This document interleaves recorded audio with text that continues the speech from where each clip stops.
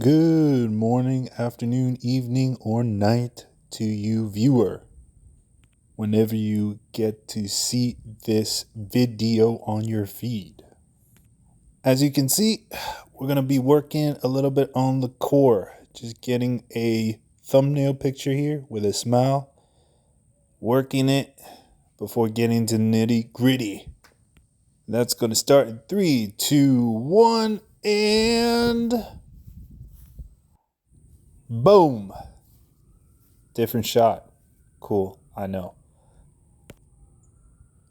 So quickly checking my notes so I don't get things out of order. Checking the camera, making sure it's good. Okay, we're going to start on the ground. As I said, pointing to my core, this area is going to be worked. I'm pointing at my hip flexors because we're going to work those dang hip flexors. So keep legs straight, torso upright, arms straight down by your sides as best you can. The further out you go, the more tricky this exercise can get. Up to you. Dusting off some ants, toes pointed, and lifting the leg as best you can, alternating. My torso wanted to go back, so I actively engaged and think about, okay, keep this as straight as possible. No rocking motion, really focusing on that hip flexor. Here I'm getting close to the camera for an exercise that I want you to try right now. Take your favorite hand, whichever one, doesn't matter, and make a fist and squeeze as tight as you can. Squeeze, squeeze, squeeze, squeeze, and release. Shake it off, shake it off. We're going to do this for a second time. This time, I want you to try to squeeze tighter. Squeeze with all your might. Squeeze with all your might. And release. Shake it off. Now, the reason why I want you to remember that analogy is that hopefully you got a tighter squeeze the second time around. That is more or less what you want to do with your quads.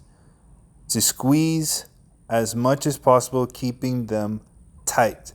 You don't want them loose and jiggly like I'm showing here. You want it to be active, squeezing almost like you're squeezing the juice out of them. Again, if you want to make the exercise harder, you can move your hands out, and it's definitely a killer workout. The second variation of this, if you have available some books or some parallettes like I'm using here, and doing the leg lifts that way. For around starting 5 repetitions and working your way up to 10. You can use your leg for assistance, and then as you get better with the exercise, go back to the other variation. As I'm taking a breather here, I wanted to revisit that squeezing analogy. The purpose of that was just to get you into that mind-muscle connection. That's what we want to aim for whenever we're doing training that requires our full body attention. So again, something to keep in mind. Take a breather, core, moving on to the second exercise, which is going to be the L-sit. L-sit.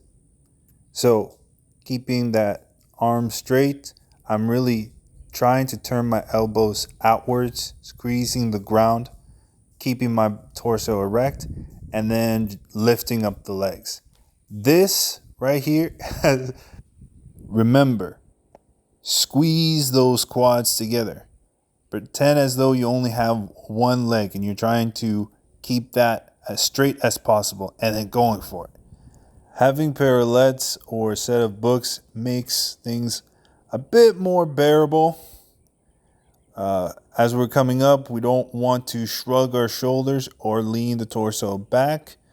Remember the cues. We want to get straight all around, and try to make an L, the letter L, as best we can. This can eventually go towards a V stand, but that's a little bit more advanced and requires some core compression that yours truly does not have yet. But if you're one of those lucky ones who wants to try it, by all means, do so. Have fun with it. Play around. See what's possible. While I'm checking the camera to see if it's recording, go ahead and hit that like button, subscribe. All I'm trying to do is help you take your training to a new level. At the very least, better than me. All right, moving on to the next and final core exercise. This is a step above. Not gonna lie, this is a step above. It's going to require a sturdy surface to hold on to. Make sure it doesn't move. I don't know if you know what it is, but if you haven't guessed, it's going to be the dragon flag. This works your core in so many different ways. The elites, the gymnastic folk, use it as a go-to core exercise where you're going down as slow and control, and equally so coming back up without much rigidity. As you may or may not know, Bruce Lee used to do this staple exercise, and he's the one that I believe made it famous. And it's a killer, as you can see by my red tomato face. And exhaling. Remember to breathe, guys. Breathe. Especially take your time on this one. Work your way up to this. I'm going to get a different angle for y'all.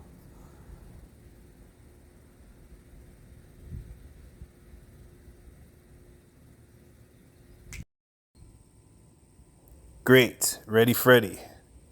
Now that we got the side profile, grip, whatever sturdy post that you got, the progression here is that I'm bending my knees, trying to keep them together, but lowering, emphasizing that eccentric. This makes it a little bit easier since I don't have to have it all straight up and down.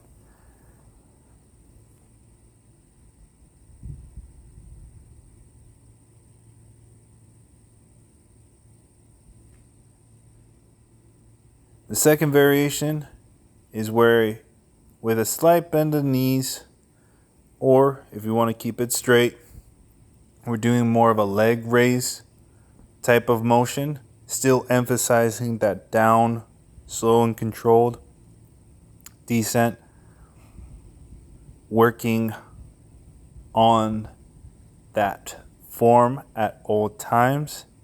Doing reps here, starting at 5, just like with the other variation, and work on up to 10 sets of 10.